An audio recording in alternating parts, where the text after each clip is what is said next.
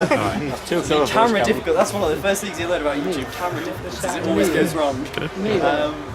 So yeah, today I'm going to talk a little bit about magic and the video side of magic, but also, like was mentioned, I created a dissertation, is one way of putting it, a video documentary about the history of magic.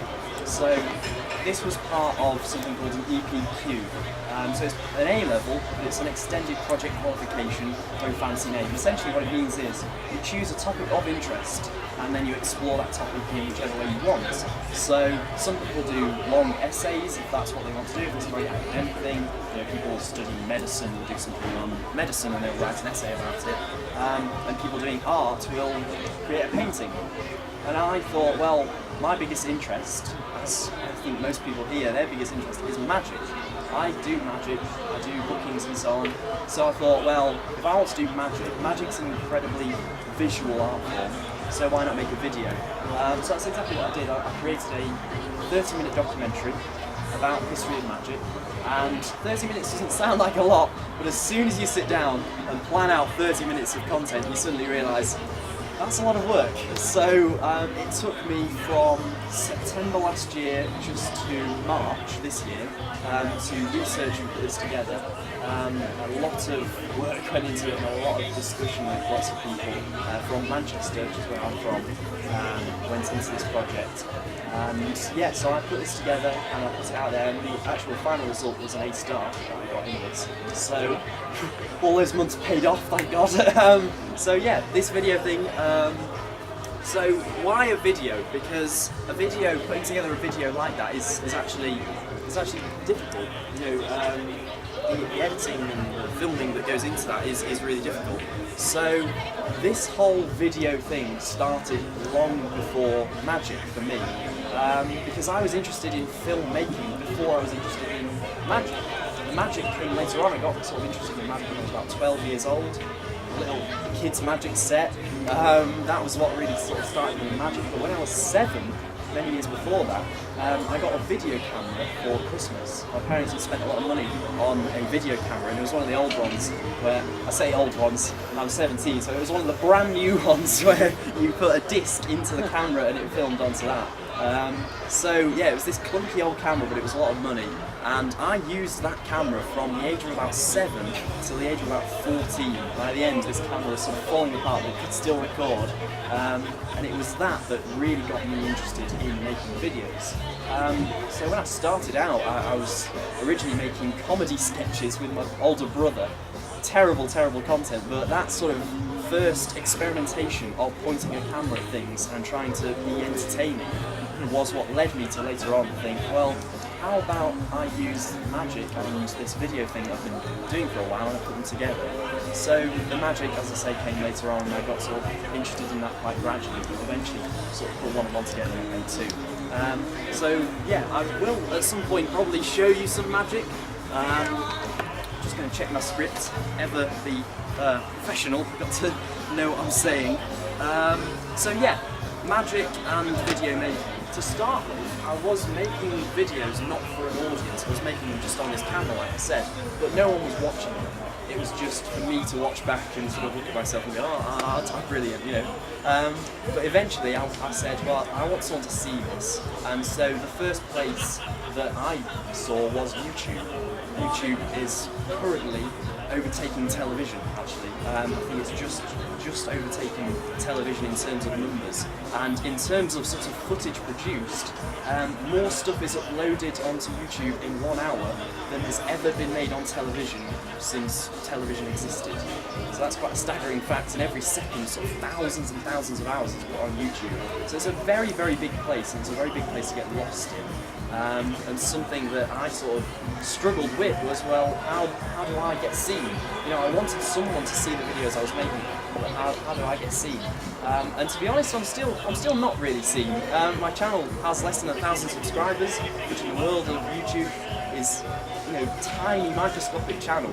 But I'm still producing content, and I make it every week. And that's just a challenge that I've set myself, to make a video every week. I post them on Sundays. I will hand out business cards at the end if you want to go and check out that video project that I've got going on. So I've been doing this for a while, this whole YouTube thing. I've been experimenting it for a while. And really I hadn't sort of dabbled into the history of magic. I've just sort of been picking up magic as I went along and going, oh that's new, I'll have that, oh that's new, I'll have that. Learning tricks as I went, through books and DVDs and downloads and however we learn them nowadays. But at some point I said, well, I want to know where this has come from. I want to know what happened in the past of magic. I'm only 17. I was not at the time. I wasn't interested in where it had come from. I was just interested in the methods and the actual performance of it. So at some point I said, let's learn about the history of magic. And then this EPQ came along, and I thought, well, this is brilliant. I can learn about where this has come from. Obviously, you learn about people like Houdan and the greats of magic. But as Neil put it, standing on as the shoulders of giants. Yeah. The core of magic and really getting into it. And as I say, months and months of research, I did find a lot, and there was a lot that I had to take out of the documentary. Producing 30 minutes of content, the first 10 minutes I planned perfectly. After that I was sort of hurrying around going, well, what do I put into this? How do I structure, how do I structure this documentary? And I could have done it chronologically, so I could have gone, well, let's start at the Victorian era and let's work my way through, but I didn't do it chronologically. I decided to look at the different styles of magic, sort of individually, and take each of those things. Because magic as a whole, you say the word magic and you're sort of covering so many different topics. You're going all the way from sort of eschatology to hypnosis, and it's sort of like, well, there's so much in between that. I need to sort of sort through a million pieces of paper and find out actually what I want to find out about. So I decided to go with sort of stage magic, because that's something that I've never done. Big illusions is something that I've never touched on. I'm a post magician. So yeah, you sort of find out about the Houdans and the Howard Thurston, obviously stage magician, and Masculine and Hook, the people exposing spirit mediums. That really fascinated me. So yeah, I think I might show you some magic just so you can get a sense as to what I perform. So yeah, let's do that. Deck of cards here. Didn't really need to say that, you know what a deck of cards is. And I've also got an envelope with a few cards in that we'll come to in a moment actually. About two volunteers to join me at this table set up here. Anyone? Oh, we've got two people standing up right now. So, we're all magicians, I take it. We're all sort of familiar with magic, so maybe I don't need to sort of hide exactly what I'm doing. You might know what I'm doing. I'm drinking, yeah. Okay. Oh, you're not starting it, right? No, I'm not starting. Right, okay. That's the trick. Yeah, gradually the coke's going to disappear over the. Yeah. Okay. I've got. These are all obviously different mixed up cards. Which of you two, there might be a bit of competition here, which of you two is the best shuffler?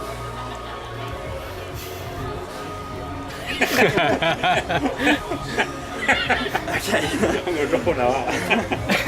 So you can shuffle one half and you can shuffle one half. We'll make it fair. There's no competition. You can shuffle that in any way that you desire.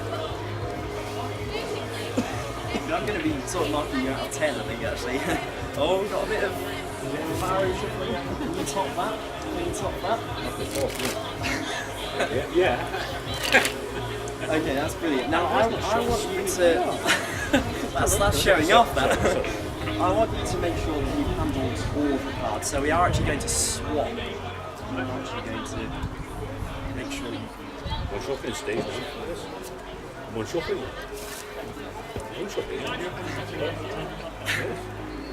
Brilliant. And obviously we're going to shuffle both halves together. So yeah, that's mixed. And we'll shuffle them together in a way that sort of hurts me a little bit. This will really annoy the people that have got OCD. We're going to shuffle them face up and face down. So I want to check those are really shuffled. Yes, face up and face down, yeah. OCD should be CD. Oh yes, yeah. That's clever. Okay, we'll shuffle them face up and face down, but then we'll also shuffle them. So we'll flip one half and shuffle them like this. Yeah. So now with this, there's actually a name for this. Does anyone know the technical name for what this is? A mess. That's the punchline. You got it. You're the first Sorry, person. I didn't mean I've to- done. No, I honestly, I've Sorry. done this trick so many times. You're the first person to actually get the punchline from Joe. So no, congratulations on that. What did you win? I don't know. I'll have to fair figure that out at some point. he wins my entertainment. That's There you yeah. go. That's good. Yeah, so is there any way for certain now that I could know ahead of time how many cards are face down here? Face down. Face down. After the shuffling and after flipping one card, after you both shuffled every card? No. No. Okay.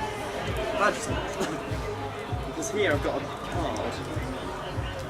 You just read that out. It says Says 24 cards will be face down. 24 cards will be face down. Will blow away in the wind. Okay. Check out how this actually, yeah, so the deck could have been either way. I'll count it this way. So 1, 2, 3, 4, keep me honest. 5, 6, 7, 8, 9, 10, 11, 12, 13, 14, 15, 16, 17, 18, 19, 20, 21, 22, 23, 24 cards are indeed face down. Now actually, you will notice that there's more than one card in this envelope, so maybe I've got 52 cards, well maybe not 52, maybe I've got 24 cards. that say- Randomised it, yeah. Yeah, and I could have just pulled out the one that said 24 on it, right? Well, actually, there are more cards in here. This one says 10 of them will be red. It does, yes. 10 of them will be red. 1, 2, 3, 4, 5, 6, 7, 8, 9, and 10. 10 of them are indeed red. There we go. There's actually one more card. This is just getting excessive now. All of the red cards will be hearts. All of the red cards. Yeah, hearts. There we go. Now, there's one. Oh, is there not? There's a little 2 8s. Oh yes, there is an 8 of diamonds. Ah, okay, so I was one card out. Never mind, Sorry. 8 of diamonds. No, thank you for keeping me honest. I did say keep me honest. Okay, let's see. The next card says 7 of the blacks are clubs. 7 of the blacks are clubs. We've got the blacks here. 1, 2, 3, 4, 5, 6, 7 of the blacks are clubs. Yes. There we go. Now, I messed up here because of the 8 of diamonds. I said all of those would be hearts, they're not. This one's diamonds. I did have something prepared though. There's one last card here. And it says apart from the 8 of diamonds. So that was correcting my mistake from before. Thank you very much. There we go. So this little thing isn't an entirely original routine. Obviously, it's not. This is inspired by a trick by Leonard Green. Obviously, great, great card magician. But this is sort of my own spin on it. I have no idea if the method's original. And frankly, I don't care. I just sort of created this and I was like, yeah, let's go with it. Probably someone's done something very similar, but that's a taster of the sort of magic that I do. Now, you're probably thinking, what has that got to do with video making? What's that got to do with the history of magic? Well, it's got. You can take a seat, by the way, if you watch the rest of the lecture from there, it's fine. So, this trick, and sort of all of the tricks, really. One thing I found when making videos was people don't care about your tricks. Online, people do not care about the magic you do. If you search in magic, as I said, so much content is uploaded onto YouTube all the time. So much. And so many people are putting out magic tricks onto the internet that if you're just doing tricks, you're going to get lost in the sea of everyone doing tricks. And I've been lost in the sea of everyone doing tricks. When I started out doing YouTube, I've been making YouTube videos for almost 3 years, actually, almost 3 years. And at the start of that, I was just doing tricks. The camera was on my hands, I was doing the magic, and I'd post the video. And what I learned was that's not the way to do it, because people aren't going out there and just watching magic. They're not going to be interested in your magic. Online, you need to sell you. You need to sell your personality. That's what I found very quickly. So, you know, when I was making these videos, week after week, I was making tricks, you know, just throwing out magic. That's what people want. That's what I want to make. So I just, you know, filled my YouTube channel with videos of me doing magic. And very quickly I realised that, first of all, I was running out of tricks because I was putting them out at such a quick rate. I couldn't keep this up for very much longer. And second of all, no one was watching. No one cared. You know, I was posting lots and lots of tricks, and after many weeks, I realised I had 15 subscribers. And I thought, I'm getting nowhere with this, I need to do something else. And so that's when I started to talk about magic. Because I thought, if everyone's putting out magic, how about I talk about the morals of magic, the ethics of magic, and, you know, later the history of magic and actually where it's come from. Because I think that's, in case you can't tell, I can talk, right? I can talk for a long time about magic. It's something that I'm very passionate about. So if I film myself talking and edit it down into a neat little 8-minute video and put that onto the internet, then maybe people will be interested in what I've got to say rather than what I've got to do. And what that meant was I was selling my personality. I wasn't selling the tricks I was doing, I was selling me. You know, the camera moved from my hands to my face, and suddenly I was the centre of the video and not the deck of cards and not the piece of string or whatever I was doing, you know, whatever trick it was. So that's something that I learned quite soon on. My most successful video to date is a vlog I did of the Blackpool Magic Convention, which is actually where Neil found me from. That's sort of why I'm here today, because the Blackpool Magic Convention video has currently got 12,000 views online. It's my most successful video. I think the second most successful is got 11,000, one below that, and 9,000. Total views of all my videos, I think, is approaching 80,000. So I was starting to gain a little bit of recognition. You know, people that I was looking up to were coming to me and saying, you know, well done, I really like what you're doing. That meant a lot, obviously. So yeah, it was about selling me, not selling the tricks. However, I still do tricks. I do less of them now because I prefer live performance. I don't particularly like performing to the camera anymore because the camera doesn't give you anything back. Making magic for the camera, you don't see the audience, you're not there with the audience. I much prefer to perform to people, not to a lens, you know, not to the zoom function on my camera. And so, yeah, just going to check the script, see what I'm doing next. Yeah, and also, I learned how to perform in front of a camera. I didn't learn how to perform in front of people. For a long time, I wasn't performing in front of people, I was performing just to my camera. You know, I'd set it up in my bedroom on that tripod, and, you know, it's that camera, and I'd just sort of aim it down and, you know, do the trick and move on. But soon, I realised, you know, the personality has to be added onto the trick, and that's where I really learned how to perform. I gained a performer attitude, and that definitely applied to my real-world performances. You know, I did a gig 2 days ago, and I was performing. I wasn't doing tricks. I was doing very simple tricks. Not all the tricks I do are complicated. You know, I do some very basic tricks with very basic methods. But it works because I'm me, and I'm not just magic. You know, I'm Cavan Booth, and I'm not just the magician guy. And so that I learned from, you know, the camera. I learned the confidence and the sort of performer attitude. So, yep, done that. Yeah, this is something that I tell people this, and they get a bit surprised. We all practice magic, right? We go home, we practice magic, we do it over and over again. Well, it's the same with video making. I practice making videos. You know, for this EPQ, obviously 30 minutes is a long time. You need to know exactly what you're doing at every step. So I practice making videos in the same way that I practice making magic. I make a lot more videos that actually don't get ever posted. You know, more videos that I make don't ever get an audience, they're just for me. So I you know, practice the editing, I practice the filming, you know, cinematography is something that I'm very interested in. I'm hoping to study filmmaking at university. This EPQ will obviously go towards that, but again, the YouTube channel, you know, I'm constantly practicing making videos rather than just the magic. Obviously I still practice magic.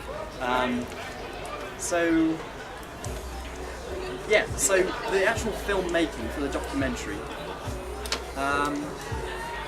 So how did I go about making a 30-minute documentary? It started out rather boringly with a script. It was a script with lots and lots of gaps in it, because I wanted to know what the documentary would look like, but in order to actually know what it would look like, I would need to have done the research. What I decided to do was create the script with gaps in, so I sort of created the structure, what I wanted it to start out like. So I started with the basic views of what I wanted the actual video to look like, without any of the substance, without any of me talking about the history of magic, without me going into interview magicians that I knew, and I just sort of set it out. I just sort of drew a picture of we're going from here to here to here, and then it took months and months and months of research and looking through magic libraries. I knew a magician who had a very extensive collection of magic books. Really interesting just to go through that, and that was the first time for me that I got to see what magic was like back in the day. In the sort of golden era of performing magic on stage. That was my first experience of it. I was seeing these pictures. I barely even heard of Robert Houdin before doing this project, which is criminal of me. I was performing tricks that were inspired by these great magicians like Cardini and so on. I had no idea where they'd come from, and I sort of felt like I disrespected my own art form because I've been doing this, and I had no idea where it had come from. So then, going back, I sort of gained this respect for these magicians that have created stuff that we do. Like Leonard Green, for instance, obviously, later modern day magician, he still performs. A few years ago he was performing a TED Talk and so on. That video sort of really, inspired me. These people, they know about magic, they've been doing magic a long time. Here I am, sort of waltzing up to an audience, filming videos in my bedroom, sort of thinking I know it all, and then suddenly that took me back, and I had to think, well, no, actually I don't know it all. I've only just begun. I'm 17 years old. I need to know where it's come from, and I need to know where to go next.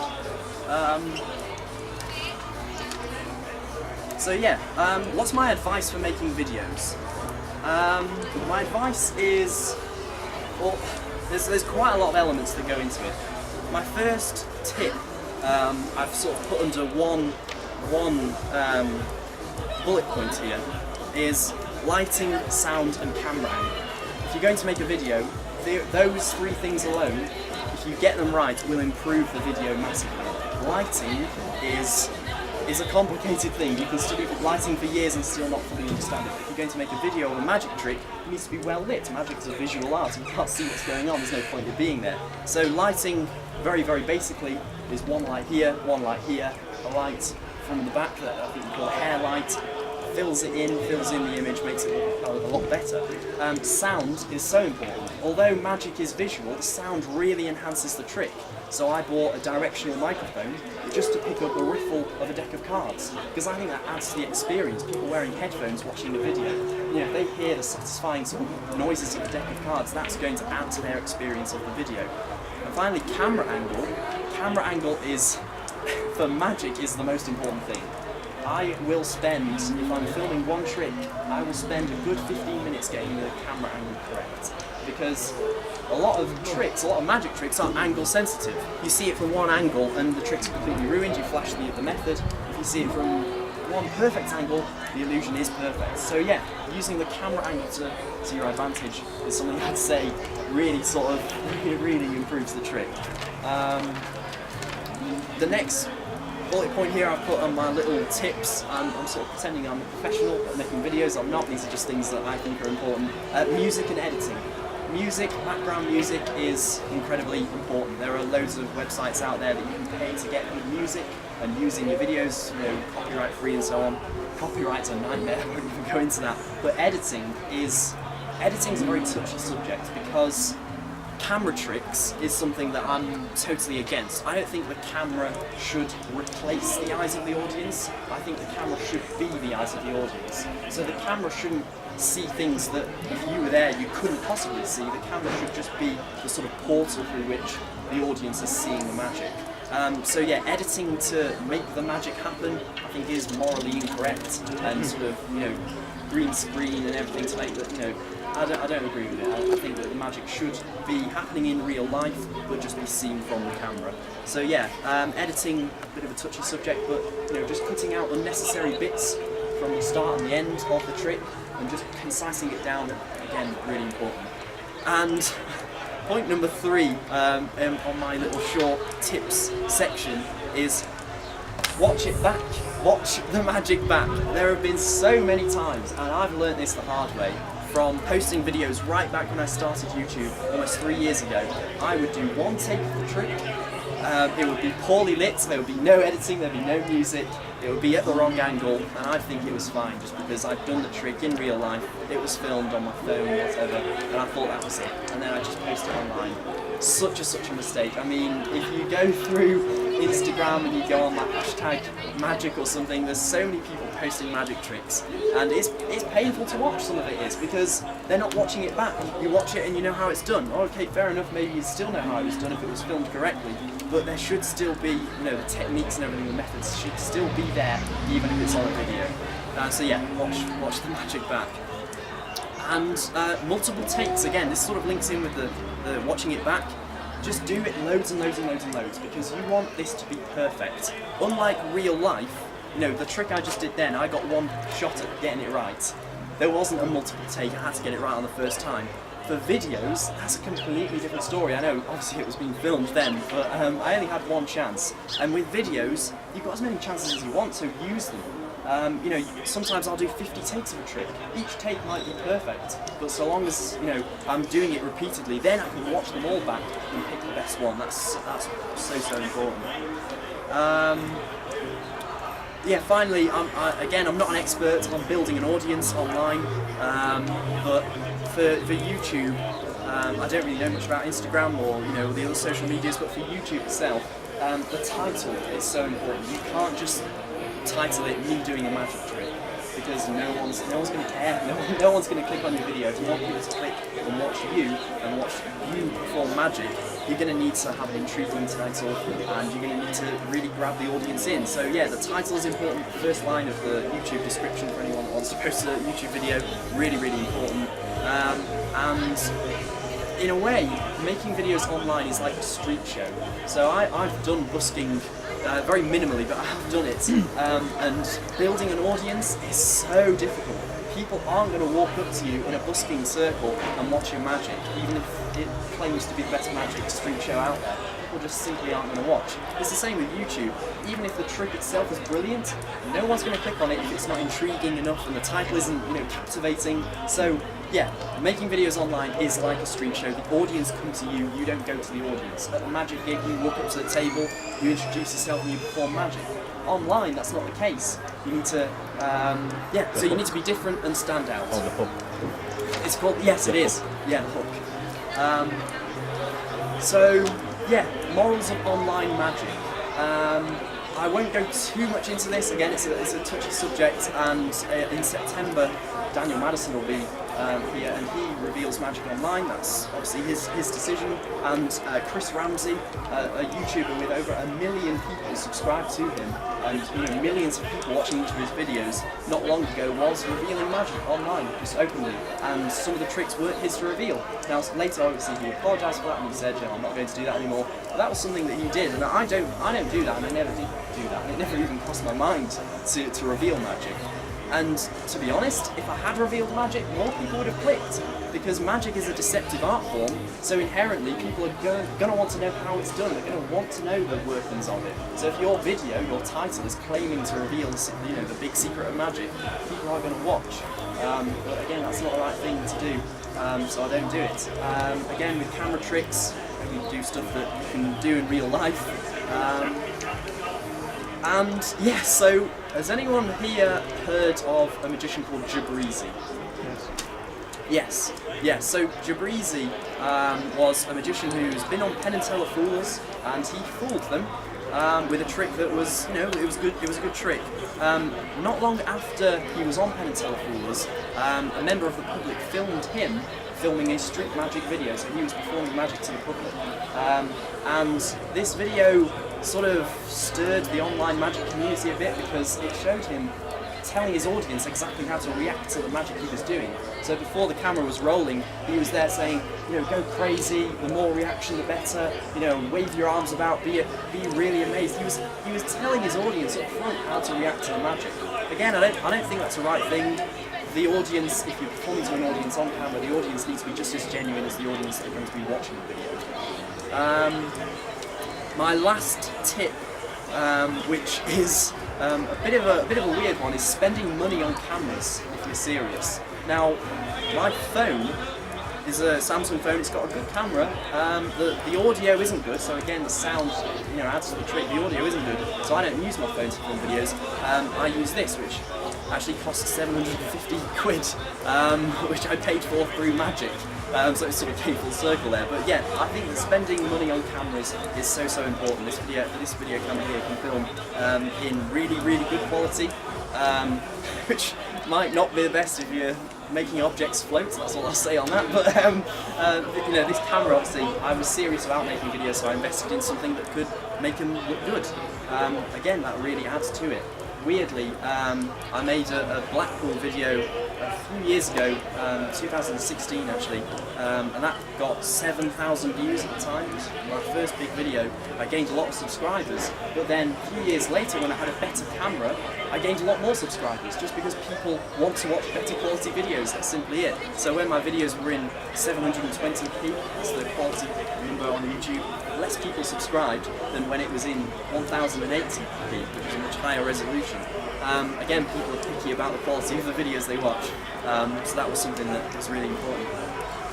And finally, it might have already crossed your mind, I said I made videos every Sunday, or nearly every Sunday.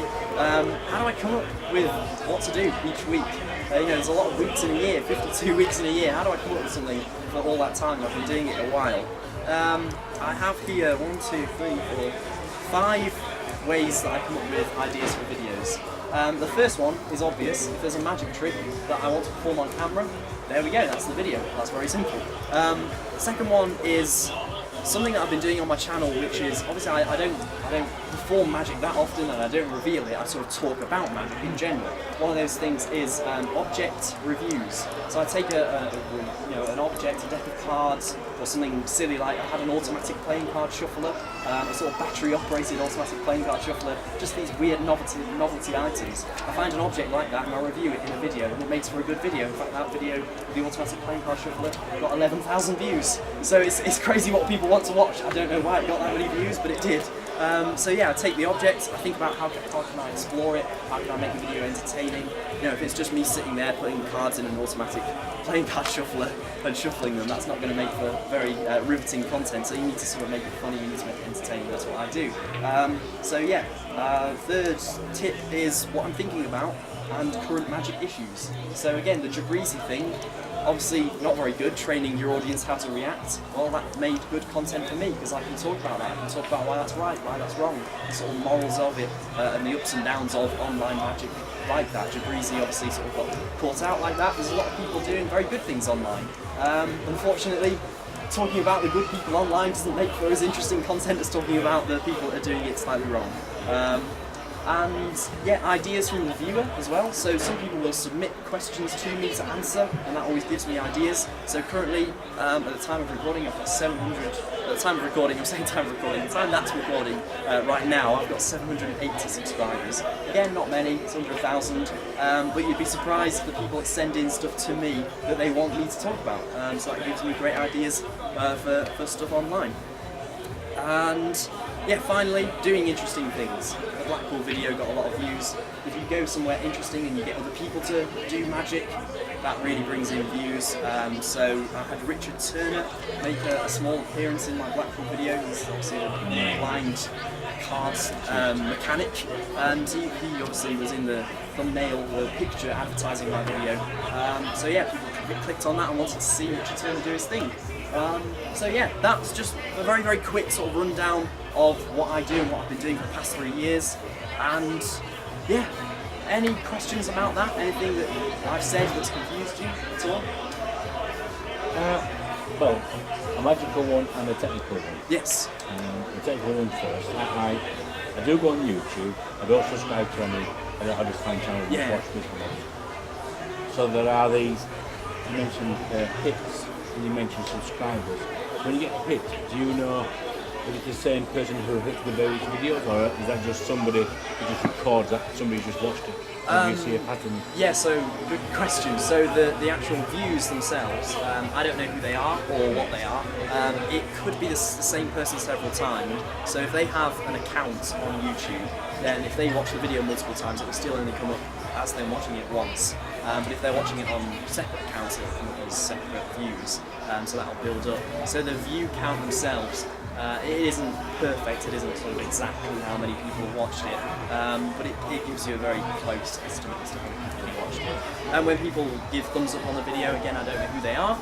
When people subscribe, I do sometimes know who they are, which is good to sort of see who your audience are, so it's a good thing.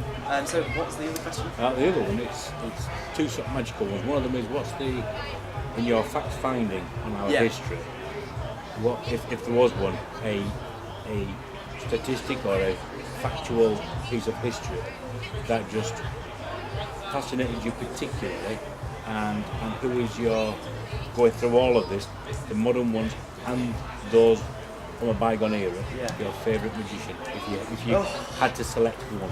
If I had to select one, goodness me, I'll come to that question after this one. So the one piece of magic history that sort of surprised me the most, if there's anything that stood out in your research particularly. What surprised me was, obviously there are people like James Randi, who started out as a magician, the amazing Randi.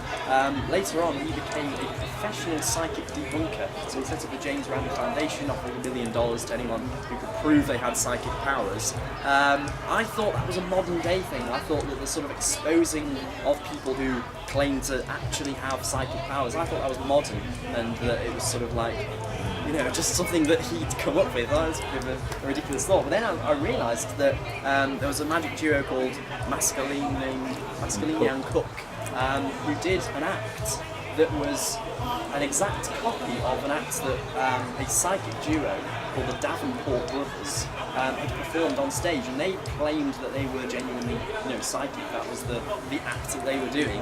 And what Mascalini and Cook did is they did that exact act that the Davenport Brothers had done. They just copied it, and then they exposed how each trick was done afterwards. And I thought that was really bizarre, because I thought that sort of, exposing magic was sort of a modern thing, exposing psychics was a modern thing. It turns out it wasn't. It was actually something that had been happening ever since psychics were even a thing. So yeah, that took me by surprise. Your other question about which magician inspires me or inspired me the most. What a question. I think probably Derren Brown. Bit of a cliche answer. I think that he's obviously very, very popular. But as a stage performer, I'm a much bigger fan of his stage performances than his TV stuff. And his TV stuff is obviously much more commercial and out to sort of shock people rather than amaze them.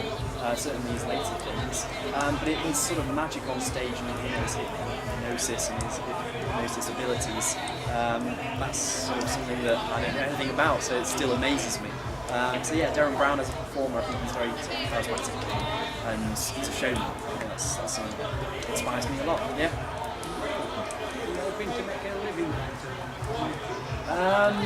Out of YouTube, no, I'm not actually, because I don't expect to make any money out of the YouTube side of it. So I know that it's been in the news a lot over the years that people on YouTube make a lot of money. There's someone out there with 63 million subscribers on YouTube. It makes a lot of money per video, but again, that's just sort of a skyscraper above me. It's something that, unless I'm, very, very consistent, very persistent, whatever the word is, and I just sort of continually keep doing it and build an audience over many, many years, that's the only way that I can sort of make money from YouTube. I don't think that will happen, so I'm not sort of relying on YouTube to make me money in the future. Do you think anybody on YouTube is making money? Oh, yes, I think the people with millions of subscribers, yes, I think they do, because they're getting, so the sort of rough statistic is 1 million views is $1,000. So you imagine these people that are making videos every day and getting 3 million on each video every day. They're making a lot of money. So yeah, so people do make a big living out of it, but it's not something that I'd sort of expect to happen. You say it was more of a passion that you follow then? a passion pursuit. Yeah, and so you the can have sort of something else the to do. video making side of it will still be something that I do and hope to make money out of in the future. Obviously, as I say, I'm hoping to do filmmaking sort of practical at university. Hopefully that will lead into something else. Magic will always be there in the background, obviously, because it's something that I'll just continually be interested in. Yeah. This dissertation that you presented then, Yes. is it something that is on YouTube? Is it something that we could have the link to for in our magazine so we can, those who aren't able to be here tonight, could Yes, go yeah, on to that? Is yeah, it released? absolutely. Yeah, so it is on YouTube. It's on my sort of YouTube page, but it's not a public video. So yeah, I can send the link across to somebody who will send it around. Yeah, no, by all means, yeah. What do you think is that the photo video? Yes, That's yeah. is what it is. Yeah. I'm just going to have to put that on. Yeah, no, yeah, I'll obviously if you want to see it, yeah, definitely. Do you think the younger people are all on media now? You know, a lot of people I talk to, students doing media work. You know, Yeah, I think obviously. Is it the easy way out of work or what? You know, there seems to be no manual work being done now. Yeah, I know. It's a growing business. It's obviously something that more and more people are getting interested into. Whether it's the sort of video making side of it or the even the other end of the spectrum, sort of website making side of it, the actual sort of media production. I mean, people are getting jobs now to be on social media. That's their job. They're sort of employed to tweet or employed to run an Instagram account of a certain company. So it's a thing that's continually growing. And interestingly, actually, sort of going back to the history of magic, one thing that I found hilarious was that many years ago, when television was coming in to sort of being invented and sold around, around the time of the coronation, they thought that TV would kill magic. They thought this is the death of magic. When magic is on television, that will be the end of magic. Obviously, a ridiculous thought to us now. TV has accelerated magic to amazing lengths. People are making their career just solely on TV magic. So I find it hilarious that people thought that magic was sort of on its way out when TV was on its way in. In the same way, I think a lot of people, when the internet was coming into power, and social media was becoming more popular, lots of people thought that was the death of magic. I don't think magic can be killed by something like that. I think it can only be accelerated by something like that. Again, I've sort of jumped on that bandwagon. So yeah, that was something again I just found very interesting. When you were talking about James Randi, Yeah.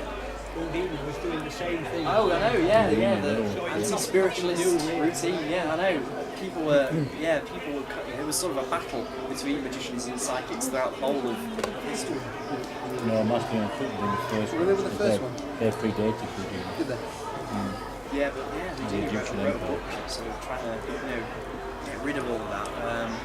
So yeah, and that still happens today. Obviously, psychics and magicians are constantly sort of, locking horns in that battle. And me, as well, I sort of did a little bit of that. So in the documentary, I did focus a bit on psychic mediums because essentially they've come from the same place as magicians. They're performing the same tricks as magicians, essentially.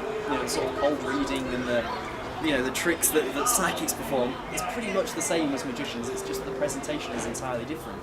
And that was sort of what the project was focused on. So the sort of presentation of the magic was what it was focused on. Ever come across anybody who really thinks he can do that? Yeah, so as part of the documentary, I actually phoned up someone who runs a psychic business, and I was pretending to inquire about booking them, but in doing so, I obviously hid their identity in the video and everything. They don't know they're part of it. No one knows who they are. But as part of that, I was asking, are you genuine? And of course, they were saying, yeah, we are genuine. We are genuine. I find that whole thing completely baffling. Was it Psychic Sally? Was it Psychic Sally? No, it wasn't Tanya. She got broadly debunked. Oh, I know. Recently, wasn't that? It wasn't your fault. Yeah, no. Well, rather interestingly, a lot of them didn't pick up the phone. And I think it's quite interesting. They can contact the dead, but I can't contact them. They're alive. But yeah, no. Psychic Sally. Although she did get debunked, she still charges £700 for one phone call. Yeah, because people will still go for that. So how you discussed on your, or discussed, it was just going well on a YouTube video, isn't it? So have you talked on there rather about the debunking of the psychics, faith healers and such like? No, so actually on YouTube, I haven't decided I want to. Faith healers, it's another thing that needs to be debunked. I find it a lot more sinister. Yeah. Oh no. So I did touch on faith healing in the documentary, because sort of like the Masculine and Cook parodying or whatever, the Davenport brothers.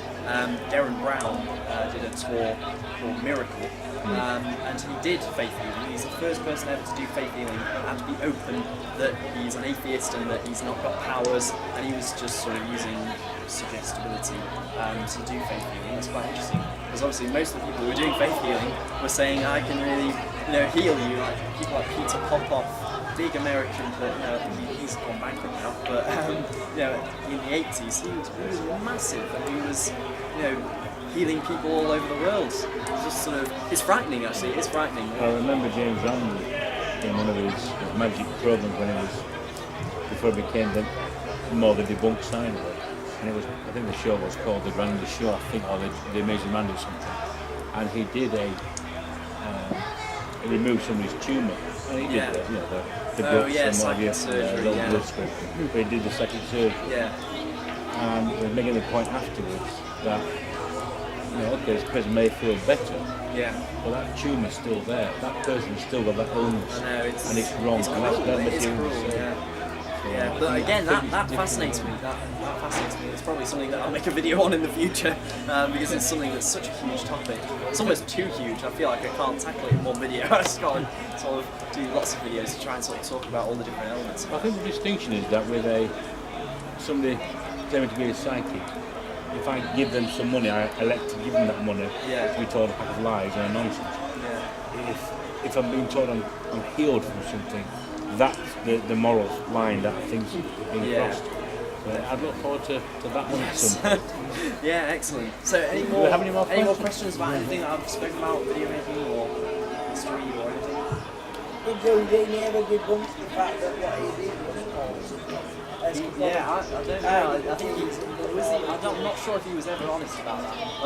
Well, that's it. We're all right telling about other people, Exactly, but he wasn't honest about what he did. Yeah. I mean, it could debunk all magic in general.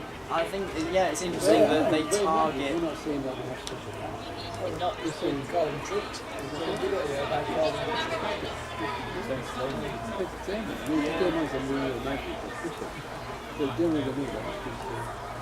And it's funny because some magicians, obviously like Penn and Teller, they reveal tricks to make it more entertaining. So some of their tricks, like Penn and Teller, although they cool themselves down now by explaining the tricks in a way that magicians do. Yeah. And that, I think, was due to Derek Lever banning them out of Blackpool. Yeah, and they're banned from the Magic Circle in London. Even though there was an exhibition about them, they were banned from joining because they exposed tricks all about magic.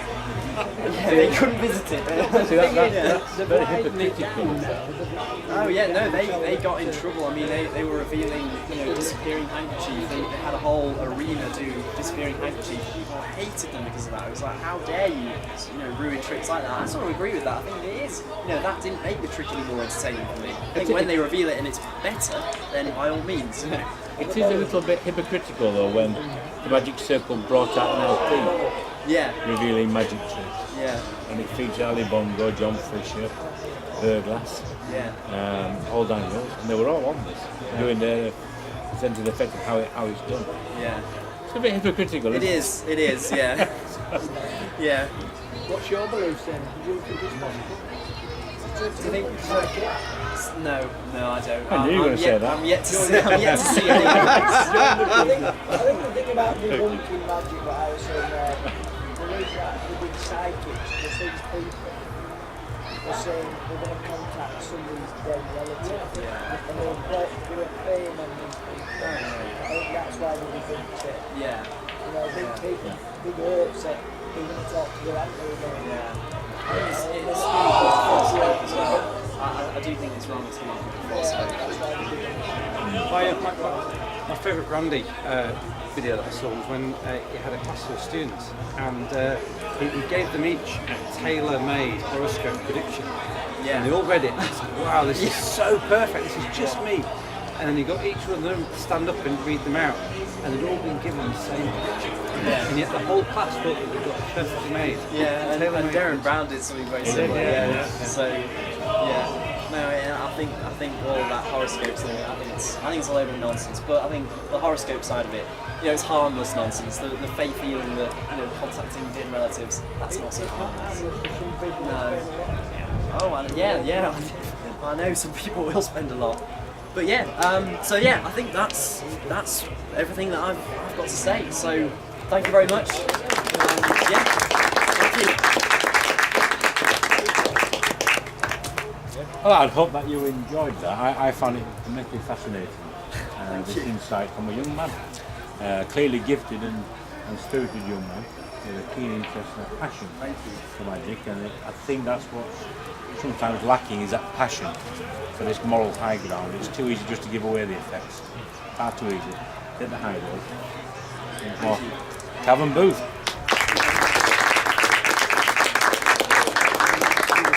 Thank you. I believe Cavan's going to leave us.